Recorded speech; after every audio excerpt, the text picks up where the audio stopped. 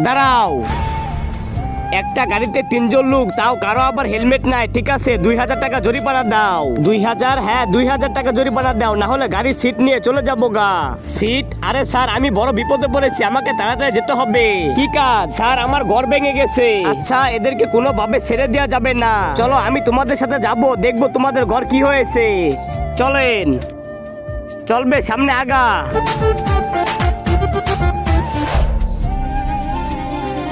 চলো দেখাও, দেখি তোমার ঘর কি হয়েছে। আসেন স্যার, আসেন। তার আগে আজকে দেখবো তুমি কি আল্লাহর ঘরটিকে অনেক মন থেকে ভালোবাসো, নাকি এই মন্দির ঘরটিকে অনেক মন থেকে ভালোবাসো। যদি তুমি আল্লাহর এই ঘরটিকে মন থেকে ভালোবেসে থাকো, তাহলে এই ভিডিওতে একটা লাইক দিয়ে চ্যানেলটি সাবস্ক্রাইব করে দিবে। আর মন্দির ঘরটিকে মন থেকে ভালোবাসলে কিচ্ছু করার দরকার নেই, আর কমেন্টে লিখে দাও আই লাভ ইউ আল্লাহ। এটা কি তোমার ঘর? হ্যাঁ স্যার, এটা আমার।